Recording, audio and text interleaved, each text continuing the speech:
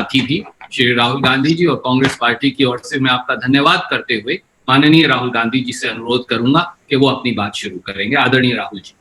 धन्यवाद Randeep, thank you. I hope everybody is well and taking care of themselves. I thought I would have a conversation with you, a press conference with you. In the Congress party, we have been having an internal discussion about some of our suggestions to the government. And I thought in this press conference, I would lay out some of the ideas that are being discussed internally in the Congress party. And it is in the spirit of attempting to help the government and to provide some sort of input from our side. You know that we've been now 45 days in lockdown, and we are beginning to run into a little bit of a problem. There is a very strong feeling that we need to immediately, without any delay, get this package to our small and medium businesses, get money into the hands of the poorest Indians, have a strategy for our migrants, and start preparing properly for the opening of this lockdown. So that is what I wanted to discuss with you. Feel free to ask me whatever questions you like. Sir, बहुत सारे प्रश्न साथियों के आए हैं। मैं एक एक करके उन दोस्तों को बोलूंगा कि वो अपने प्रश्न पूछें। पीटीआई न्यूज एजेंसी से संजीव चोपड़ा जी, कृपया अपना प्रश्न पूछिए। Thank you, Randeep ji. Morning, Rahul ji. I hope you are doing good. Well, I'm doing okay. I wouldn't say I'm doing good, but I'm doing okay. Okay. Rahul ji, we are in the middle of lockdown 3, and various experts across the world, including the AIIMS director here, have said that the peak will come sometime in June and July. And, since the lockdown is ending on May 17 and with new infections rising, what do you think should be the government's decision on May 17 and what should guide it? And since you said the Congress has also made some suggestions in this regard, and some states which are Congress ruled have said that they will not open their borders till the time the situation improves. So what is your view on that? The central thing the government needs to do is it needs to now give a little bit of transparency on its actions. We need to understand when they open, what is the criteria for that opening. So what are the boxes that they want ticked off before they actually start to open, number one. And I think it's important that the government tells the people of India that these are the criteria that we're going to be using. And if these criteria are met, then we are going to open. Second, we simply cannot continue without providing support to the people who are suffering as a result of this lockdown. And the thing that is most important to understand that the lockdown is not simply a switching on a key and getting rid of the lockdown. Lockdown requires a number of things to happen. It requires a psychological change. Currently, the disease in India is seen as a very, very dangerous disease. And it is true. The disease is dangerous for certain groups of people. It is absolutely dangerous for older people. It is absolutely dangerous for people with diabetes, heart disease, hypertension, chronic infection, lung infection. But other than that, it is not a dangerous disease. So we are going to have to make a psychological change in the mind of our people. Currently, the people are very scared of the disease. The government, if it wants to open up, it has to turn this fear into a sense of confidence. Otherwise, you can open up and people won't go out. Finally, I'd like to say that the opening up is a transition. It's not an on-off switch, it is a transition. And you have to have a strategy for opening up. And this is what I said in my last press conference. And also I mentioned to the Prime Minister in my letter that please, this is not an on-off switch. This is a massive transition that is required. It will require coordination between state government, central government, DM, everybody. And most important, the people of India. That is the challenge in front of the government now. And let me tell you, it's not a trivial thing. It is a serious challenge, and I would request the government that they view state governments as partners. They view district magistrates as their partners, and that they do not centralize the decision making. Thank you. Thank you, Rahulji. The next question comes from Siddharth of ANI. Also, I will request Rajdeep Saradesai ji to also ask his questions since they seem to be related. Siddharth ji, first you go ahead. Since you are younger, let's give you the opportunity first. Now, how come you're giving younger people opportunity first? Normally we have seniors and we give them. No. So that's what. Rajdeep ji, It's okay, sir. It's okay. Senior, he's older. It's the age of the young. नमस्कार sir. नमस्कार। Sir आपसे यही पूछना चाह रहा था, आपने पहले भी बात कही कि लॉकडाउन एक पॉज बटन है और 45 दिन हो गए, लोग सड़क पर आ रहे हैं, साल की महिला को कंधे पर लेकर निकल पड़ता है, ट्रेन से कट गए लोग, जो मालगाड़ी से रेलवे ट्रैक पर लोग चल रहे हैं, साइकिल पर लोग निकल रहे हैं। क्या आपको लगता है कि इस लॉकडाउन की स्ट्रेटेजी जो थी या लॉकडाउन का पर्पस था वो डिफीट हो रहा है और लोग विश्वास खो बैठे हैं सरकार में? क्या यही वजह है कि लोग सड़कों पर निकल रहे हैं?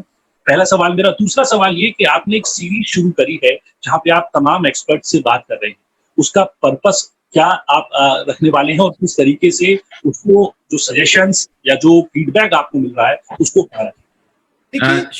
Sir, can I also ask Rajdeep ji, because they are related questions, sir? Why don't you give Rajdeep like his own space? Let me answer that. Rajdeep can have his own. Sure. देखिए, ये criticise करने का time नहीं है और मैं criticise नहीं करूंगा। जो जिस सिचुएशन में हम अब हैं उस सिचुएशन से हमें आगे बढ़ना है और निकलना है एक प्रकार से। लॉकडाउन हुआ नहीं हुआ वो सब ठीक है, उसकी जगह है, वो हो गया है, वो पास्ट में है, मगर अब खोलने की स्ट्रैटेजी की जरूरत है। दो तीन इस पे मैं आपको न्यूआंस बता देता हूं। आप किसी भी बिजनेस वाले से पूछें तो वो आपको बताएंगे कि जो हमारी सप्लाई चेन है वो red, yellow and green, red, orange and green system के बीच में से निकलती है। तो रेड, ऑरेंज एंड ग्रीन का जो हेल्थ केयर वाला सिस्टम है और इकोनॉमिक जो सप्लाई चेन है उसमें क्लैश है। तो उनका कहना है कि ये दोनों चीजों को रिजॉल्व करने की जरूरत है। हमने पहले भी कहा कि पैसे की जरूरत आज है, माइग्रेंट्स को पैसा आज देना है, सपोर्ट आज देना है, गरीब लोगों को आज पैसा देना है, और जो स्मॉल एंड मीडियम इंडस्ट्रीज हैं उनको आज मदद करनी है, कल नहीं, परसों नहीं, आज। क्योंकि अगर हमने आज नहीं मदद की तो जो जॉब लॉसेस हो रही हैं वो सुनामी बन जाएंगी। तो उसको हमें उनको कॉन्फिडेंस देना है, उनको प्रोटेक्ट करना है। तो पहले सवाल का जवाब यह है कि एक स्ट्रेटेजी निकालनी है, तरीका निकालना है, रास्ता निकालना है, और उसमें कांग्रेस पार्टी मदद करने के लिए तैयार है। क्योंकि हमारे भी स्टेट्स हैं, हमारे पास भी काफी लोग हैं जो इन चीजों को समझते हैं, इकोनॉमिक्स को समझते हैं, और स्पिरिट यही है प्रेस कॉन्फ्रेंस का। आपका दूसरा सवाल, ये जो मेरे कॉन्वर्सेशंस हैं, देखिए नॉर्मली मैं काफी लोगों से बातचीत करता हूं नॉर्मल कोर्स में, और उनमें से काफी लोगों के जो कॉन्वर्सेशंस होते हैं काफी इंटरेस्टिंग होते हैं। तो मैंने सोचा कि एक झलक मैं उन कॉन्वर्सेशंस को हिंदुस्तान की जनता को, लोगों को, बाकी लोगों को भी दिखा दूं। वही बेसिक आइडिया था कि जो एक्सपर्ट से बातचीत हो रही है, जो मुझे सीखने को मिल रहा है, समझने को मिल रहा है, मैं थोड़ा सा वो दूसरे लोगों को भी दिखा दूं। बाकी उसके पीछे कोई स्ट्रेटेजी नहीं है। Thank you, sir. May I ask Rajdeep ji to come in since you had a related question? Mr. Gandhi, first of all, we all appreciate you doing these conversations because they help in building an engagement with the press community. So thank you very much and stay well. My question is linked to what happened this morning in Aurangabad. Early this morning, as you know, 15 workers were crushed to death in a train incident. This is, part of an ongoing tragedy, unfolding tragedy of migrant labor, Mr. Gandhi. In Karnataka, yesterday, the government did a U-turn. First said no trains will be allowed, eventually allowed trains even as the workers were walking. Even as we speak, several workers are still walking hundreds of kilometers home. Do you think the time has come for a national migrant labor policy? And does that involve cash transfers that you are talking about right away, or something more long-term? Because the Odisha High Court today, for example, has said they will not allow migrant workers to come into Odisha unless they are shown to be COVID negative. Do you believe this has to go beyond COVID? And in the immediate, would you want trains across the country as the first step, and then a national long-term migrant labor policy? And what would that involve, Mr. Gandhi? Look, there are pushes and pulls with regards to the migrant labor. First broad thing that we are saying is take the idea of Nyay and start putting money directly into 50% of India's poor households. Just without thinking of it, just start doing that. It's not going to cost so much. 65,000 crores is what it's going to cost. And it will completely transform the way people are thinking about this current situation, their current situation. Because you have to understand, if you are on daily wages, you do not have choices. You simply do not have a choice. So we have to give them a choice. That's point number one. Point number two is the transfer of migrants. I'm not an expert on this. So I'm not going to sit and opine what I think about trains. But what I do think is that a conversation between states has to happen. And these decisions have to be made with empathy towards migrants, with thinking about their rights, so not crushing their rights, but they have to happen between states, and the center has to oversee them. The pain has to be reduced, absolutely. So you're saying the minimum income right away, Mr. Gandhi? Am I correct? I'm saying that we are in an emergency. We require absolutely the idea of Nike. Call it whatever you want. Call it something else. Call it Pradhan Mantri Yojana, whatever you want to do. But the idea of injecting immediately 7,500 rupees directly into 50% of Indian households is critical, and it's not such a big price. Second, the idea that we can simply let our job creators drown. This is not feasible. We have to protect them. We have to make sure that we give them a wage protection scheme, 1 lakh crore wage protection scheme, and 1 lakh crore credit guarantee scheme to MSMEs. And then we have to give them 6-month interest subsidy. So we have to build a wall for them so that they can fight what is coming. We have to give them we have to build a financial support behind them. Look, it is pretty clear that a lot of these companies are going to go down. If we do not do anything, massive number of them are going to go down. So we have to ensure that we build a wall and we protect as many of them as possible. Now, there's another thing here, which is something important, that when we think about India's business system, we cannot simply say MSMEs and not big business, because there is a link between big business and MSMEs. Most of the stuff the MSMEs supply goes to big business. So if your big business isn't firing, your MSMEs can't fire. So there has to be a view where we are thinking systemically, where we are working to start the economy, where we are certainly giving much more benefit to the small and medium industry, but we're also keeping in mind that there is a link between large business and small and medium business. And if we suddenly say, okay, only SME, only small business is going to be helped and big business is going to be left to its own devices, we'll actually harm small business as well. Thing to understand in this current situation is everything is connected. And if you want to start the engine, you cannot think of starting just one part of the engine. You've got to start the whole engine. That is why creating demand, putting money into the system, putting money into poor people's hands, helping small and medium businesses, making sure you're protecting some of the larger players. These are all things that are interlinked if you want to start the economy. Thank you, sir. May I go back to the news agency IANS? Yes. Please go ahead. From IANS. It's almost 45 days into the lockdown. Does it surprise you that there is no sign of much talk about fiscal stimulus package?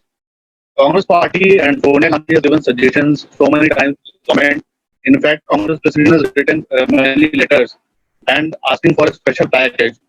We haven't still heard from the government anything about fiscal deficit, fiscal assistance package. Why is it necessary? The assistance is necessary. Why? No, sorry, you're saying the assistance is necessary. Why? Why is it necessary? Why is it essential to announce it soon? Because the Indian economy stopped, because businesses are collapsing, and you need to create demand immediately. You need to get the system started. Otherwise, we'll have a catastrophe. Right now, I understand that there is a view in the government that if we move too fast and we spend too much money, we might end up getting a downgrade, and we might end up creating problems with the rupee.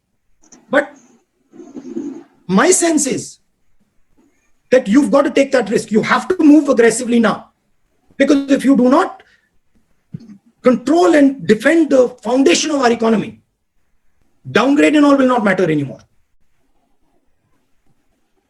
Thank you, sir. India is all about domestic consumption. We have to start domestic consumption. We have to start the engine. And I'm sorry to say, we're losing time. And the more time we lose, the worse the impact is going to be. But why do you think the government is delaying it? I said to you that there is a sense in the government that creating a large deficit will create problems externally as far as the rupee is concerned, and as far as downgrading of our country is concerned. But I think the government needs to stop worrying about that and move quickly to protect the heart of our economy. Thank you, sir. From PTI भाषा, अनवर जी कृपया अपना सवाल पूछिए. Sir नमस्कार. Sir आप बार बार जो है decentralisation की बात कर रहे हैं. उस संदर्भ में आपको क्या लगता है जो केंद्र सरकार का रुख रहा है अब तक राज्यों के प्रति, उसे आप कैसे देखते हैं? और जो प्रधानमंत्री की एक कोट अनकोट स्ट्रांग लीडर की जो छवि है, उसका संकट के इस समय कितना फायदा और कितना नुकसान हुआ है आपके नजरिए में? Thank you sir. देखिए, फ्रैंकली अगर आप मुझे पूछें, देखिए प्राइम मिनिस्टर की स्टाइल है और वो उसकी जगह है, वो उनका तरीका है, उनका स्टाइल है. मगर ऐसी घटना में मुझे एक स्ट्रांग लीडर के बजाय बहुत सारे स्ट्रांग चीफ मिनिस्टर, एक स्ट्रांग प्राइम मिनिस्टर और बहुत सारे स्ट्रांग डीएम्स, बहुत सारे स्ट्रांग कलेक्टर्स चाहिए. मुझे चाहिए कि हम बीमारी को लोकल लेवल पे ही निपटा दें. हर लेवल पे बीमारी के सामने एक स्ट्रांग हिंदुस्तानी लीडर खड़ा हो, चाहे वो डीएम हो, चाहे वो किसान हो. मगर मैं उनकी स्टाइल है, वो अलग है, वो ठीक है. मैं आपको छोटा सा उदाहरण देता हूं. ये जो जोन्स बने हैं, रेड, ऑरेंज, ग्रीन, ये नेशनल लेवल से बने हैं. ये जोन्स स्टेट लेवल पे बनने चाहिए. हमारे स्टेट के चीफ मिनिस्टर्स हमें कह रहे हैं कि नेशनल लेवल पे जो रेड जोन है वो एक्चुअली ग्रीन जोन है, और जो ग्रीन जोन है वो एक्चुअली रेड जोन है. तो इंफॉर्मेशन स्टेट लेवल लीडर्स के पास है. तो जरूरी है कि जो हमारे जोन्स बन रहे हैं, छोटा सा उदाहरण दिया है, जो हमारे जोन्स बन रहे हैं वो एक्चुअली डीएम और चीफ मिनिस्टर के बेसिस पे बनने चाहिए. डीएम के पास इंफॉर्मेशन है, चीफ मिनिस्टर के पास इंफॉर्मेशन है. दिल्ली में ये इंफॉर्मेशन नहीं है. छोटा सा उदाहरण दिया. Thank you, sir. So may I request now Rajasthan Patrika? They have a question on, I think, farmers and agriculture. Shadab जी कृपया अपना सवाल पूछिए. नमस्कार सर. कहाँ है? नमस्कार, पूछिए. पीएम किसान सम्मान निधि योजना को लेकर 8 करोड़ किसानों के खाते में पैसा डालने की प्रधानमंत्री नरेंद्र मोदी जी ने 23 मार्च को घोषणा की थी. इसके बावजूद एक तिहाई किसानों के खातों में चौथी किस्त की राशि का भुगतान नहीं किया गया है. आपको क्या लगता है इसका क्या कारण हो सकता है? अब इसका मैं कैसे जवाब दूंगा, ये तो आपको सरकार से पूछना पड़ेगा. मगर मेरा कहना है कि जो मैंने राजदीप से कहा कि एकदम डायरेक्ट न्याय का जो आइडिया है उसको आप चालू कीजिए, बिना एक सेकंड लाया करे उसको कर दीजिए. क्यों नहीं किया है? स्पेकुलेशन हो सकता है. मैंने थोड़ा आपको अभी बताया कि सरकार को डर है कि डाउनग्रेडिंग हो जाएगी. उससे ज्यादा मैं नहीं बोल सकता हूं. Thank you, sir. May I request Ashish from ABP to ask his question? Ashish, ABP. Can you hear me, Randeep ji? Yes, please go ahead. Thank you, Randeep ji. Namaskar. Ashish ji, Sir, here this side, if you can see me, I'm raising my hand. you don't know which side you are on my screen. Yes, of course. That I'm just, if you can figure me out, I have my hands raised. Okay, got you. How are you, sir? I'm well. Sir मेरा सवाल है कि आपने जैसे कहा एकदम शुरुआत में कि आपने भी आपके यहाँ इंटरनल डिस्कशंस चल रहे हैं। मैं जानना चाहता हूँ सर, जो डीप फाइनेंशियल क्राइसिस से हम गुजर रहे हैं अभी, उसको लेकर के आपने अपने जो कांग्रेस रूल्ड स्टेट्स के चीफ मिनिस्टर्स हैं उनको क्या सुझाव दिया है ताकि इससे हम बाहर निकल सके? क्योंकि सीमिंगली हम देख रहे हैं बीजेपी रूल्ड स्टेट के चीफ मिनिस्टर से बहुत ज्यादा इसको लेकर के कुछ सुना नहीं है। तो इस डिस्ट्रेस से डील करने के लिए कांग्रेस रूल्ड स्टेट्स को आपने क्या सजेशन दिया? Because you have been talking to so many economic experts. Sir एक just add, let me add one more thing. आपने अभी कुछ दिनों पहले एक इशू और रेज किया था आरोग्य सेतु को लेकर के। एक रैंडम ट्विटर यूजर ने इस पे कुछ सवाल उठाए थे जिसपे आरोग्य सेतु की तरफ से रिस्पॉन्स भी दिया गया था। उन्होंने उन ऑब्जेक्शंस को कहा कि ये चीजें वैलिड नहीं है। आपको क्या लगता है सर इसके बाद की, क्या do you still stand by your stand on Aarogya Setu कि वो पूरी तरह से फुल प्रूफ नहीं है? अगर इन दोनों सवाल का प्लीज काइंडली जवाब दें। तो जो आरोग्य सेतु का वो ऐप है उसको हैकर्स ने तो उसको क्रैक भी कर दिया है, वो तो पब्लिक नॉलेज है। मगर मेरी मेन इशू उसमें ये है कि आप उसको ओपन सोर्स करिए। उसका जो इंटरनल प्रोग्राम है, उसका जो स्ट्रक्चर है वो पूरा सबको खोल के दिखा दीजिए। सिंगापुर का जो ऐप है वो ओपन सोर्स है, उसको कोई भी खोल के देख सकता है। तो मेरा कहना है कि आप ट्रांसपेरेंसी लाइए, कंफर्ट दीजिए लोगों को, और फिर आप ट्रांसपेरेंसी लाएंगे और कंफर्ट देंगे तो फिर आप ऐप चलाना चाहते हैं चला सकते हैं। अच्छा, जो स्टेट चीफ मिनिस्टर्स को आपने स्टेट चीफ मिनिस्टर, देखिए मेरा रोल उनको एडवाइस करने का नहीं है। मेरा रोल, जो हमारे 3 चीफ मिनिस्टर्स हैं, मनमोहन सिंह जी कांग्रेस प्रेसिडेंट, हम सब कुछ ही दिन पहले हमने एक डिस्कशन किया और उस डिस्कशन में जनरली जो हमारे पंजाब, राजस्थान, पौंडीचेरी में जो छत्तीसगढ़ में जो सिचुएशन है उसके बारे में उन्होंने हमें ब्रीफ किया। उनका कहना था कि लड़ने के लिए डिसेंट्रलाइजेशन की जरूरत है और उनका कहना था कि जो सरकार, सेंट्रल गवर्नमेंट से जो उनको पैसा मिलना चाहिए वो उनको मिल नहीं रहा है, तो उनको बोरो करने की जरूरत, बोरो करना पड़ रहा है, उससे उनको काफी मुश्किल हो रही है। ये बेसिक उनकी पोजीशन थी। और फिर अलग अलग स्टेट्स में अलग अलग इश्यूज थे। पंजाब में इशू था कि जो मैंने सप्लाई चेन की बात की कि अगर आपने मेन सप्लाई चेन की जगह रेड कर दिया तो फिर मतलब वहां पे इकोनॉमी शुरू नहीं हो सकती। सर मतलब छत्तीसगढ़ में के स्टेट्स कैसे निकले, ये क्या सुझाव दिया आपने? क्या आप अपना अगला सवाल, 2 सवाल आप पूछ चुके हैं? नहीं, मैं देखिए, हमने उनसे कहा कि आप इंफॉर्मेशन लेके, डिस्ट्रिक्ट लेवल से इंफॉर्मेशन लेके डिस्कस करके इंडिविजुअल स्टेट की आप स्ट्रेटेजी बनाइए। अगर इनपुट की जरूरत है तो हम पीरियोडिकली जो हमारे चीफ मिनिस्टर्स हैं उनको एक साथ बैठाकर डिस्कशन करके हम असिस्ट कर सकते हैं। बट हमने कोई ऊपर से फोर्सिबली कोई सजेशन नहीं दिया है। Thank you sir. Can I go to Mausami from Aaj Tak? मौसमी जी अपना सवाल पूछिए प्लीज। वेयर आर यू मौसमी? राहुल जी नमस्कार, आपको आवाज मिल रही है मेरी? हाँ, आप कहाँ हैं? जी मैं सीपी में बैठी हूँ। कनॉट प्लेस में हम लोग का एक दफ्तर बना है आज तक का, तो वहाँ पे बाहर पेड़ के नीचे बैठ के आपसे सवाल कर रहे हैं।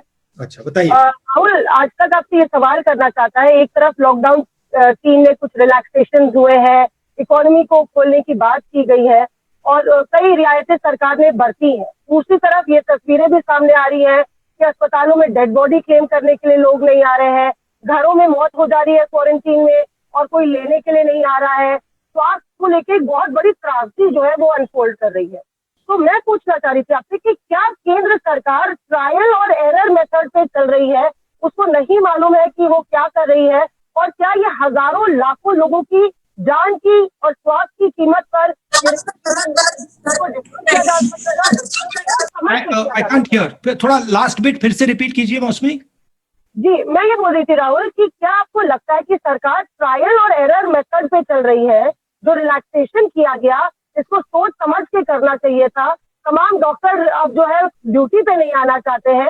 दिल्ली के आधे डॉक्टर हरियाणा में फंसे हैं।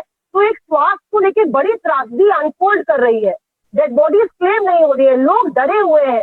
तो जो मानसिक रूप से आप कह रहे थे सेंसिटाइज करने की जरूरत है जनता को, क्या आपको लगता है कि सरकार ट्रायल और एरर पर चल रही है और हजारों लाखों लोगों का स्वास्थ्य और जान जो है वो दांव पर है?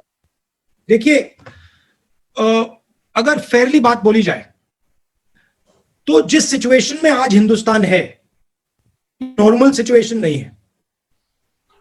अब जो ने कहा गई, हाँ, ये नॉर्मल सिचुएशन नहीं है जी, तो कोई इसमें नॉर्मल सोल्यूशन नहीं निकलने वाला है। मेरा कहना है कि सोल्यूशन है। अगर हम डिसेंट्रलाइज करें और इस लड़ाई को डिस्ट्रिक्ट लेवल तक ले जाएं तो हिंदुस्तान सोल्यूशन निकाल सकता है। अगर इस लड़ाई को हम पीएमओ में रखेंगे तो लड़ाई हारी जाएगी। तो प्राइम मिनिस्टर को पावर डिवॉल्व करना पड़ेगा, प्राइम मिनिस्टर को चीफ मिनिस्टर्स पर भरोसा करना पड़ेगा और चीफ मिनिस्टर्स को डीएम्स पर भरोसा करना ही पड़ेगा। और अगर हमने सेंट्रलाइज किया तो फिर कैलामिटी होने वाली है। मगर मैं आपको एक और बात बताना चाहता हूं जो मैंने पहले बोली। देखिए, लॉकडाउन ने सिर्फ हिंदुस्तान की नहीं, पूरी दुनिया की साइकोलॉजी बदल दी है। जी, लॉकडाउन से पहले कोविड डेडली डिजीज नहीं थी। लॉकडाउन के बाद लोगों के दिमाग में कोविड डेडली डिजीज हो गई है। यह एक्चुअली गलत फहमी है। कोविड डेडली डिजीज है मगर 1% लोगों के लिए, और हमारा फर्ज बनता है कि हम उस 1% को पूरा प्रोटेक्शन दें और उनमें से एक व्यक्ति को बीमार ना होने दें। मगर हमारा यह भी फर्ज बनता है कि देश की जनता को बताना और समझाना कि 99% लोगों के लिए यह फेटल बीमारी नहीं है। यह प्रधानमंत्री को बहुत अग्रेसिवली करना चाहिए, हम सबको बहुत अग्रेसिवली करना चाहिए, क्योंकि आज हिंदुस्तान में, बाकी दुनिया में डर का माहौल है। और अगर हम लॉकडाउन को हटाना चाहते हैं, डर के माहौल को मिटाना ही पड़ेगा, नहीं तो आप सब कुछ खोल दो, कोई बाहर नहीं आने वाला है।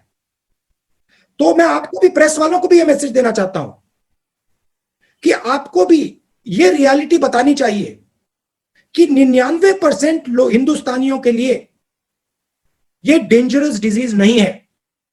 1%, 2% के लिए जरूर डेंजरस है। राहुल, रियलिटी सरकार से भी आनी चाहिए। हकीकत ये भी है कि स्वास्थ्य मंत्रालय की प्रेस वार्ताएं लगातार अब पोस्टपोन और कैंसिल हो रही है, और लगातार डबलिंग जो है वो उसका पीरियड करने का जा रहा है और प्रेस वार्ता कम होती जा रही है सरकार की तरफ से। तो ऊपर से इंफॉर्मेशन नहीं आ रही है, ऐसे में मीडिया आगे क्या जानकारी दे, इससे और कियोस और पैनिक फैलता है। तो लगातार प्रधानमंत्री भी कर रहे हैं। मैं आपको अपनी साइड से बता देता हूं, फिर आप शायद माने ना माने। जितना आप इसको कम सेंसेशनलाइज करेंगे, जितना आप इसकी रियलिटी बताएंगे, उतना हिंदुस्तान को फायदा होगा। रियलिटी बड़ी क्लियर है, 1 to 2% के लिए डेंजरस डिजीज है। 95% लोगों के लिए, 99% लोगों के लिए ये डेंजरस डिजीज नहीं है। और ये जो माहौल, डर का माहौल है, इससे हमें निकलना ही पड़ेगा। और जितना जल्दी हम निकलेंगे उतना जल्दी हम नॉर्मेलिटी में जा सकते हैं। तो मेरी भी जिम्मेदारी बनती है, आपकी भी जिम्मेदारी बनती है, प्रधानमंत्री की भी बनती है। आज हमें यह भूल जाना है कि मैं जर्नलिस्ट हूं, मैं कांग्रेस पार्टी का हूं, मैं आरएसएस का हूं, मैं बीजेपी का हूं। नंबर 1, मैं हिंदुस्तानी हूं। हिंदुस्तान में डर मिटाना है और हिंदुस्तान की जो इकोनॉमिक सिस्टम है, वापस उसको पटरी पे लाना है। Thank you, sir. May I go to Anand Patel from India Today? Anand ji. Hello, Rahulji. Can you see Yes, me? I can, Anand. Yeah. So, no, this pandemic crisis, everybody believes that this is also an opportunity for India to invite investment. And the recent suspicion among the businesses operating out of China have offered a great opportunity for us to open our doors for long-term investment. But do you think our government is doing enough? Do you have any suggestions to offer? Frankly, now is not the time to think about what we will do 5 years from today. now is the time to think about what we're going to do now, this minute, immediately. So if we do not act now, if we do not protect our small and medium businesses now, if we do not protect our migrants now, if we do not do income support now, we will not have an economy. To be very blunt with you, there'll be no competition. Right. I will discuss with you after the COVID crisis what I think we can do about competition with China. Also, I don't think you should underestimate Chinese business strength. There is a very strong foundation there, but we have also a very strong foundation. But let us not discuss what can be discussed 5 months from now. Let us discuss what has to be discussed now. I won't be able to discuss with you 5 months from now what can be done now. That opportunity will go. Thank you. Vijay Lakshmi from India TV. Am I audible? Yeah, Yes, you are audible. Hi, Thank you. कैसे हैं राहुल जी? नमस्कार. I'm okay. How are you? I'm good. मैं इधर हूँ, आपको दिख रही होंगी. I'm raising my hand. I know, but you're outside. You're not in office. I am also. I'm at Vijay Chowk at this moment, so we are not in office. Most of the time we are on field only. Rahul ji, मैं आपसे पूछना चाहती थी job creation पर, क्योंकि बहुत सारे लोग बेरोजगार हुए हैं इस पूरे कोविड-19 की प्रक्रिया के दौरान. इनफैक्ट विदेशों से भी काफी सारे भारतीय हैं, 2 लाख के करीब भारतीय जो खाड़ी देशों से वापस आएंगे. तो आपको लगता है कि ऐसे लोगों के लिए भी एक रिहैबिलिटेशन पॉलिसी होनी चाहिए जो अपनी जॉब लूज करेंगे? माइग्रेंट वर्कर्स को हम देख ही रहे हैं. तो ये rehabilitation plan in terms of their job opportunity post कोविड-19 आपको लगता है एक बड़ा चैलेंज है? और जहां तक बात की जाए कांग्रेस शासित राज्यों की, तो क्या आपके जो कांग्रेस रूल स्टेट्स हैं, क्या वो कोई स्ट्रेटेजी पर रिहैबिलिटेशन पोस्ट कोविड इसको लेकर के काम कर रहे हैं अभी? मेन बात जो डिमांड है उसको क्रिएट करने की है. डिमांड आप क्रिएट करेंगे, सप्लाई क्रिएट होगा. अभी डिमांड बंद है, सप्लाई बंद है. डिमांड क्रिएट करने के लिए आपको पैसा डालना पड़ेगा. एकदम एक तरफ आपको, जो मैंने न्याय की बात बोली, एकदम वो करना पड़ेगा. किसानों की मदद, किसानों के हाथ में पैसा डालना पड़ेगा. जो गरीब लोग हैं उनके हाथ में पैसा डालना पड़ेगा. और जो हमारा सबसे बड़ा जॉब क्रिएटर है, स्मॉल मीडियम इंडस्ट्री, उसको फाइनेंशियली प्रोटेक्ट करना पड़ेगा. और जो मैंने पहले पॉइंट बनाया कि आप स्मॉल एंड मीडियम को लार्ज इंडस्ट्री से हटा नहीं सकते, लिंक्ड हैं. तो आपको सिलेक्टिवली जो हमारी लार्ज इंडस्ट्रीज हैं उनको भी प्रोटेक्ट करना पड़ेगा. जॉब क्रिएशन जब होगा जब स्मॉल एंड मीडियम इंडस्ट्रीज में कॉन्फिडेंस आएगी और इंजन स्टार्ट होगा.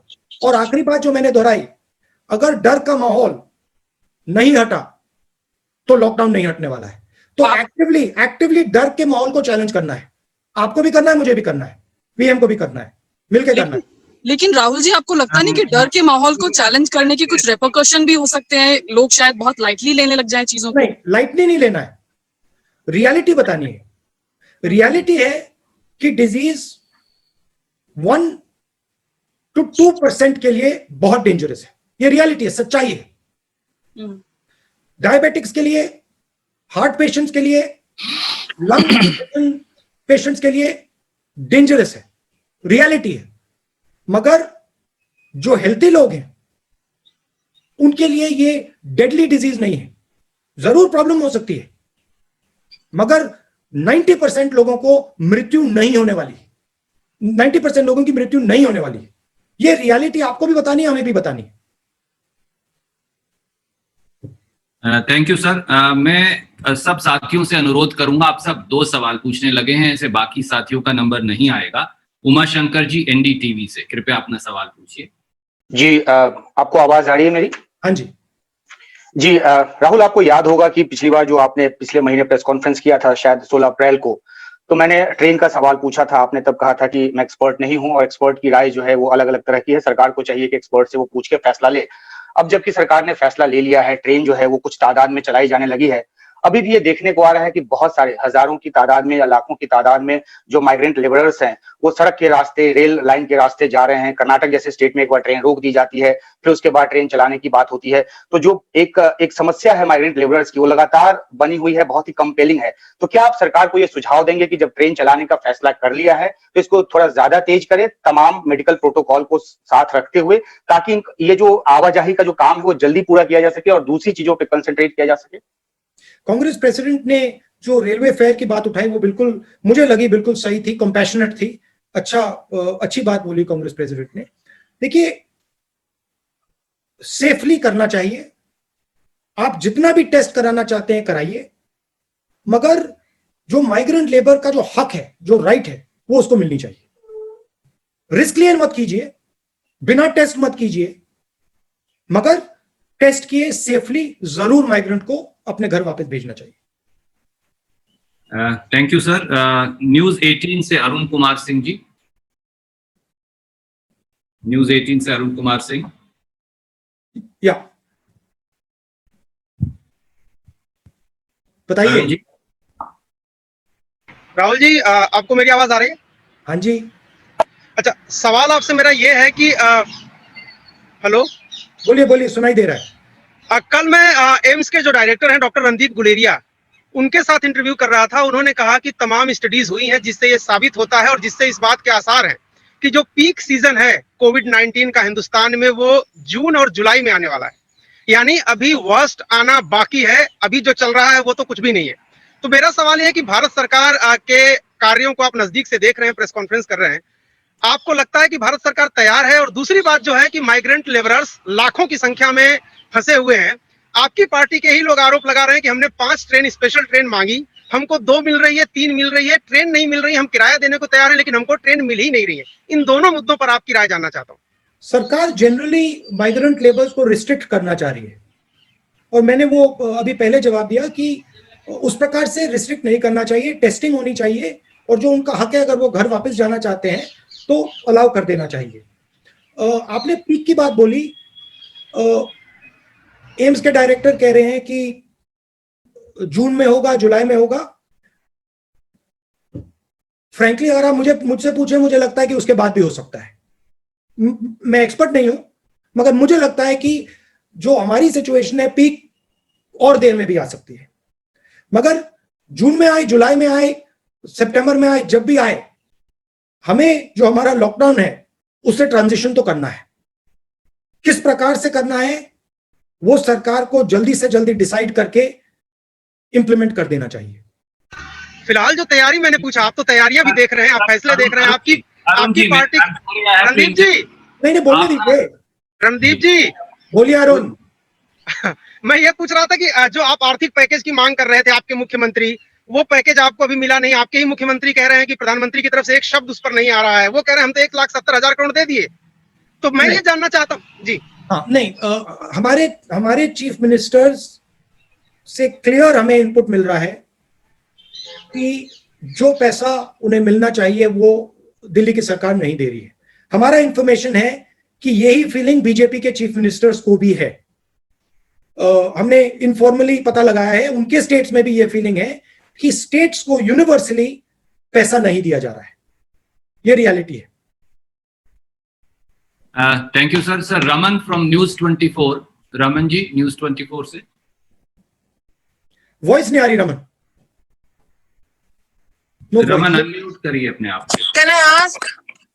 Please wait Pallavi. Raman from News 24 please. Rahul ji, आप तो अपनी जनसभा में लोकसभा चुनाव के दौरान हमने देखा कि आपने कहा कि यहाँ पे 2 इंडिया है, 2 भारत, एक अमीर भारत है, गरीब भारत है। और अभी कल मैंने प्रधानमंत्री का एक पुराना भाषण देखा जिसमें उन्होंने कहा कि जो सामान्य व्यक्ति हवाई चप्पल में दिखता है वो हवाई जहाज में दिखना चाहिए। तो 6 साल के बाद क्या वो दिख रहा है हवाई चप्पल वाला व्यक्ति हवाई जहाज में? और जो किसानों की समस्या है खासतौर पर लॉकडाउन के समय में, क्या आपको लगता है कि किसानों के लिए भी सरकार को कोई आर्थिक पैकेज अनाउंस करना चाहिए, घोषणा करनी चाहिए? एक छोटा सा सवाल आपकी पार्टी से जुड़ा हुआ है कि आपकी पार्टी में अर्थशास्त्र या अर्थव्यवस्था के कई जानकार हैं, चाहे मनमोहन सिंह जी की बात करें, पी चिदम्बरम जी की बात करें, और आपने शुरू भी किया है, रघुराम राजन हो या अभिषेक बनर्जी हो। क्या कांग्रेस पार्टी अर्थव्यवस्था को लेकर सरकार से सीधे संवाद की पहल करेगी? नहीं, देखिए, हम सजेशंस दे रहे हैं। जो भी हमें लगता है जिससे फायदा होगा वो इनपुट हम सरकार को दे रहे हैं। सरकार की जनरल स्टाइल ऑपोजिशन से बात करने की नहीं है, उसको हमने एक्सेप्ट कर लिया है। बट हम जो हमारा काम है वो कर रहे हैं। हमें लगता है कि 4-5 चीजें इमीडिएटली करनी चाहिए। मैंने पिछले प्रेस कॉन्फ्रेंस में भी बोला, इस वाले में भी बोल रहा हूं कि पैकेज की जरूरत है, एकदम कीजिए। हमने एमएसएमईज के बारे में क्लियर फ्रेमवर्क बनाया है, इनकम सपोर्ट का क्लियर फ्रेमवर्क बनाया है, एक और सजेशन, मनरेगा को आप 200 दिन का कीजिए, ये भी हमने सजेशन दिया है। तो हम अपना काम करते जा रहे हैं। देखिए, दो हिंदुस्तान है और जरूर जो कोविड का असर है जरूर गरीब हिंदुस्तान को ज्यादा लग रहा है, जरूर। और इसीलिए सरकार को जो हमारे गरीब लोग हैं, जो हमारे किसान हैं, जो हमारे मजदूर हैं, उनके खाते में एकदम पैसा डालना चाहिए। Thank you sir. Mohit Dubey from News Nation, please. Mohit. Rahul ji नमस्कार। राहुल जी नमस्कार। एक second, Mohit Dubey News Nation से बोल रहा हूँ। नमस्कार मोहित जी। मेरा सवाल ये है कि लगातार अर्थव्यवस्था को लेकर आप चर्चा भी कर रहे हैं और अर्थव्यवस्था को पटरी पे लाना बहुत जरूरी है।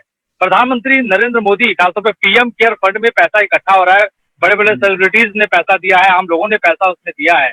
उसमें कितना पैसा अब तक खर्च हुआ, क्या कांग्रेस पार्टी इसकी डिमांड करती है, पूछेगी कि कितना पैसा इकट्ठा हुआ, कितना खर्च हुआ? और एक और सवाल छोटा सा इससे जुड़ा हुआ है कि लगातार आप लोग जो कह रहे हैं कि जो रेलवे का किराया है उसको लेकर आपकी जो संगठन है राज्यों की, वो लोगों की मदद कर रही है, चाहे अमेठी की बात हो, उत्तर प्रदेश की बात हो या दूसरे राज्यों की बात हो। लेकिन सरकार का कहना है और भारतीय जनता पार्टी का कहना है कि कांग्रेस राजनीति कर रही है, वो मदद नहीं कर रही है। नहीं, देखिए, ये आप मेरा प्रेस कॉन्फ्रेंस देखिए, इसमें मैंने कोई राजनीतिक आक्रमण नहीं किया। मैंने कोई आपने मुझसे पूछा, आपने मुझे बहुत सारी अपॉर्चुनिटीज दी, मैंने एक भी अपॉर्चुनिटी नहीं ली, क्योंकि मैं जानता हूं और समझता हूं कि ये टाइम नहीं है। ये टाइम मदद का है। फ्रैंकली बताऊं, हिंदुस्तान की जनता को दर्द हो रहा है, हमें उनके साथ खड़ा होना है, वो काम हम कर रहे हैं। आपका दूसरा सवाल क्या था? वो पीएम फंड। देखिए, जो मैंने कोविड ऐप के बारे में बोला वही पीएम फंड के बारे में बोल रहा हूं। उसकी ऑडिटिंग होनी चाहिए, क्लियर होना चाहिए किसने पैसा दिया, कितना पैसा दिया और किसको दिया। आप क्लियर कर दीजिए, ऑडिट कर दीजिए, कोई प्रॉब्लम नहीं। Thank you, sir. Can I quickly go to Pallavi from CNN? Hi, Rahul. Rahul, can you hear me? Yes, Yeah. Pallavi. I'm in blue. Okay, I hope you're Pallavi, fine. have you lost weight? I hope I have. Thank you. You've lost weight, huh? Thank you so much. Okay, Rahul, I'm just going back to what Captain Amrinder Singh said a few days back. He said people sitting in Delhi cannot decide what the zones are, cannot dictate the policy. So two quick questions over here. One, do you think there's a complete centralization as far as the policies and lockdowns are being decided? That's one. Second, Uttar Pradesh followed by Madhya Pradesh is coming out with these ordinances on labor laws, which means most of the labor's rights will be taken away because there's this worry that they're going back home and we don't have enough people to do work. So your quick reactions on these two. Centralization, you think? And second, of course, on the labor. One is the truth is that people are very scared. And it is the right of people to be scared. If somebody is scared of a situation, you cannot just say, I'm not going to care about that. So reducing the fear that is rampant is critical. It is very, very important. And it is the right of workers, right of every Indian to go where he wants, go back home. And it is the duty of the government not to bully them, but to make it easy for them as long as safety is maintained to go back home. I think that is important. Amrinder Singh ji is very concerned because some of the zones that they have made red are actually not red. And some of the zones that they have made green are actually red because the information at the center is wrong. So he's actually worried about that because when you are centralizing the decision on the zones, you're making mistakes and then that is helping spread the disease. That is why it is very, very important that the zones are decided by the districts and by the chief ministers. So you think the states are not being taken on board? The center is deciding everything? Randeep जी बिलाल बोल रहा हूँ, मेरा भी एक सवाल है sir. एक second, Pallavi, the list is being compiled at the center and told to the states. This is a very serious problem. The list needs to be created by the state. DMs need to say, the disease is in a dangerous place. I want to make it a red zone. And then the chief minister has to decide that. It cannot be decided top down. It is actually taking us backwards in the fight. Randeep जी सवाल मेरे Sir, can we go to Sanjay Mishra from Dainik Jagran? He's been waiting for some time. Thank you. क्या बताइए संजय जी सवाल पूछिए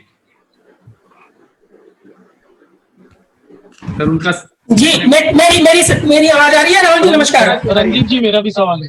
और राहुल जी मेरा सवाल interlinked है।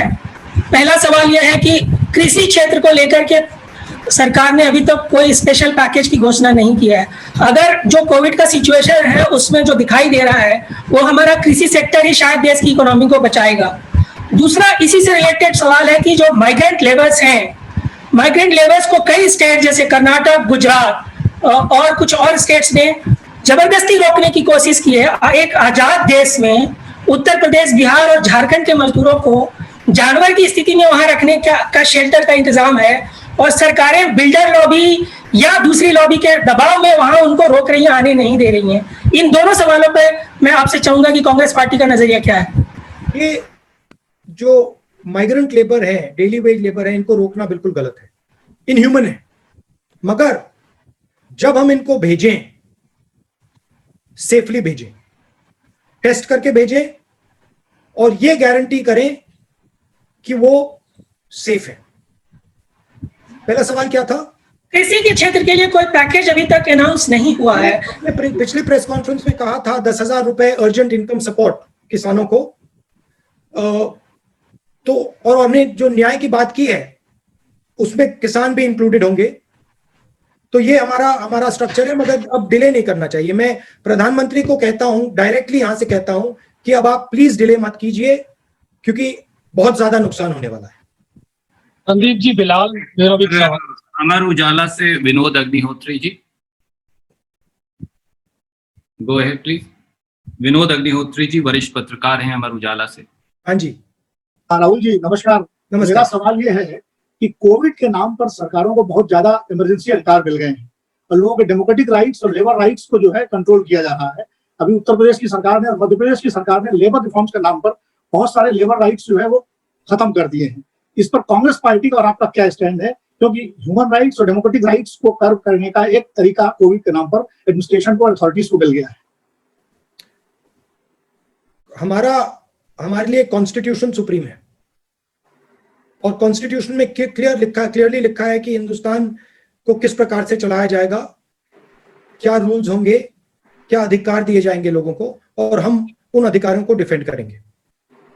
जरूर इमरजेंसी सिचुएशन है, कोविड बीमारी और जो लॉकडाउन है इमरजेंसी सिचुएशन है, मगर ये जो एक प्रकार से कानून बनाए जा रहे हैं ये परमानेंट नहीं होने देंगे। मतलब इनको मैं आपको बता देता हूं, देखिए हमारी बात नहीं है जी। अगर कोई सोचता है कि हिंदुस्तान की आवाज को दबाया जा सकता है तो हिंदुस्तान उसको समझा देगा, कोई भी हो। तो हिंदुस्तान की आवाज को नहीं दबाया जा सकता है, उसमें तो मुझे पूरे कॉन्फिडेंस है। Thank you. मैं अब वाइंड अप कर रहा हूं। एक इंडियन एक्सप्रेस से हमारे साथी मनोज सीजी ने, वो लिंक टूट गया है, सवाल नहीं पूछ पाए, पर सवाल मुझे भेजा है। रणदीप जी मैं भी पूछने का मौका दीजिए। रणदीप जी मैंने भी आपको सवाल भेजा है, पढ़ो भैया। People get the money advance में, और उन्होंने कहा मैं क्यू में। Nobody can hear, sir. You'll have to repeat. Promise to that. I can't hear you. Sorry, sir. Since everybody was speaking. Abhijit Banerjee, during his conversation with you, said that cash transfer should be made after the lockdown is lifted, so that people get the money when they can go out and buy and not now. He said the government can make a promise to that effect now. Do you agree, or does the Congress feel cash transfer should be made now? I think we are at a place where we have already started the transition of opening the lockdown. What Mr. Banerjee was saying was the moment the transition to a non-lockdown state begins, you have to start giving the money. And I think that process should start immediately. According to the government's own admission that we are beginning to loosen the lockdown. Thank you, sir. There are multiple questions, sir, and I wish I could take them all. It's been 1 hour and 10 minutes. Look, Randeep ji, what I will do, we will do this again, and I would request you that the people who have not been able to ask a question this time should be given first chance in the next.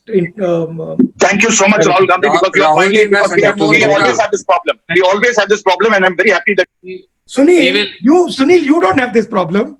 Sir, I have not been allowed in the lockdown period twice.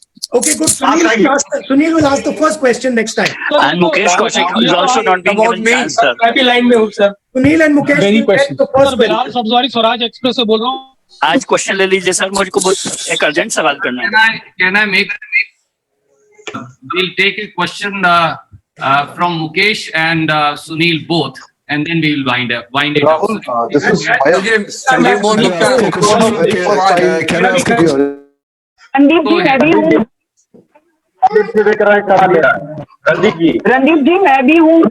Ji ma'am, मैंने note कर लिया है. जैसा राहुल जी ने कहा है, हम बहुत जल्द बाकी के सवाल भी लेंगे. I was here for the very first time. This is Mayank, so I believe that next time my question will be taken. We will also do that. So if Sunil, you are here, go ahead and ask, please. Rahulji, thank you so much, because I think 2 points which have not been really raised correctly is, one is about which the Chief Justice said that the executive, the legislature and the judiciary must work together during an emergency. The legislature, there have been requests from standing committees, in particular, to have an oversight over what the Home Ministry is doing, because it's become a joke, the kind of compendiums that they have been sending in terms of addendums after issuing guidelines, and various states, and confusing everybody. So we have seen that across the states. So whether now their presiding officers under pressure after listening to certain people are saying, okay, let them examine it because in camera, because Prime Minister is holding meetings with chief ministers. There have been various in camera hearings, but legislative oversight is not permitted. Second, chief ministers across this country have started taxing diesel, petrol, alcohol. Would you suggest this to your Congress chief ministers in particular? And I've seen you a little bit more active during this lockdown. Will this mean that you relook at your issue of, the closed chapter? Is you returning back as a closed chapter, or is it an open chapter now? Now, you please read my letter that I wrote 1 year ago on that issue. I think oversight is very important, and I think committees in Parliament absolutely should be allowed oversight. I think it is critical. In fact, the sooner the better. The petrol and diesel. Look, I leave these decisions. I don't like advising chief ministers to press conferences. I leave these decisions to them. The rule I would say they should follow is be compassionate, understand that India is going through a very difficult time, that there are people who are struggling more than others, and be gentle and compassionate and loving towards everybody. I do think that I was actually surprised at the diesel and petrol hikes at the central level. I didn't expect that, but they have their prerogatives. Thank you, sir. Can I just Randeep जी, आप सवाल की इजाजत है तो कर लो. एक सवाल पूछ लूं. Can I just end the line, Randeep? Rahul ji, एक सवाल. राहुल जी, मैं मुकेश कौशिक हूँ, दैनिक भास्कर से. 1 मिनट मुकेश जी, कुछ वो कह रहे हैं. नहीं, let Mukesh speak. Mukesh ji बताइए. हाँ, राहुल जी, मेरा सवाल इंडियंस को जो बाहर है, विदेशों में है, उनको भारत लाने के बारे में है. लेकिन उससे पहले मैं आपके जो कन्वर्सेशन चल रहे हैं उसके बारे में आपको धन्यवाद देना चाहता हूँ. आपने हम जैसे जर्नलिस्ट को सिखाया है कि किस तरह से अच्छा इंटरव्यू पोलाइटली कंडक्ट करना चाहिए, किस तरह से लोगों से नॉलेज लेनी चाहिए. वो इंटरव्यू नहीं है भैया, बहुत पोलाइटली आप बहुत. वो कॉन्वर्सेशन है, एक्सचेंज ऑफ आइडियाज है. लेकिन मैं आपका फैन है, बट काफी इंटरेस्टिंग बातचीत हो रही है. हाँ, मेरा सवाल ये था कि हम लोगों ने इटली, ईरान, वुहान और जापान से इंडियंस को लाए और फ्री ऑफ कॉस्ट लाए. वो स्टूडेंट्स थे, वो डिस्ट्रेस में थे. लेकिन जब खाड़ी देशों से मजदूरों को लाने की बात हुई, कामगारों को लाने की बात हुई, तो उनसे भारत सरकार चार्ज ले रही है. ये कहाँ तक उचित है? गलत है. सब हिंदुस्तानी एक हैं, सबको एक ही ट्रीटमेंट मिलना चाहिए. और अगर हम लोगों को ट्रांसफर करने की बात करते हैं इस सिचुएशन में, सिर्फ हमें एक चीज चेक करनी है कि वो मेडिकली चेक्ड हैं, हाँ या ना. अगर मेडिकली चेक्ड हैं, सेफ हैं, तो उनको ट्रांसफर करने की कोई प्रॉब्लम नहीं. Thank you. Sir, the last question is from Sandeep Fukan of Hindu. Sandeep, please go ahead and ask your question. Randeep जी, मैं भी हूँ। जी, मुझे मालूम है मैम, और जैसा ज्यादा से ज्यादा हम 50 के करीब सवाल ले चुके हैं और भी लेंगे. Sandeep ji from Hindu, please go ahead and ask. Otherwise, he has sent me the question, and also on my screen. Identical. And if I may repeat the question of both of them, sir. Yes. Sandeep ji from Hindu and Kaushik Deka from India Today both wanted to know two things, sir. One was your opinion on a comprehensive agriculture package. And the second part of the question, sir, was how a top-down strategy is not working. And the strategy really needs to come from the district, state, and then to the center, and not vice versa. Yeah. The bulk of the fight is going to happen at the district and the state level. But that is not to say that there is no role for the center. Center absolutely has a role, but there is a division of labor. Center should not be deciding zones. District magistrates and chief ministers should be deciding zones based on input from the ground, for example. But that is not to say that there is no place for the center. The center absolutely has to think about national strategy. But center must not get into the local fight against the disease. And I think if there is a observation that I can make, the current fight is too centralized. It needs to become more decentralized. Prime Minister has to, in my view, do 2 or 3 things. Number one, reduce the fear of the Indian public. That's job number one. Make India believe that, look, yes, it is a scary disease. Yes, it is scary for a certain amount of people, but it is also not a deadly disease for many people. Number two, start talking with the chief ministers, not talking as the boss, but talking as a colleague, talking as someone who's helping them. Forget about Congress ruled states, BJP ruled states, CPIM, forget about all that. They're all Indian chief ministers. And they should all be working together with the Prime Minister. I would, if I was to advise Prime Minister, even though it's not my place, definitely, once in 2-3 days, a call to every single chief minister. That would be very important. And a partnership type of call. Thank you. Finally, other advice, which has been the thrust of this press conference. Put money into our people's hands immediately. Don't dilly-dally. Put money immediately into our people's hands. Don't worry about it. Our people are solid people. They will turn this thing around if you give them the opportunity. Thank you very much.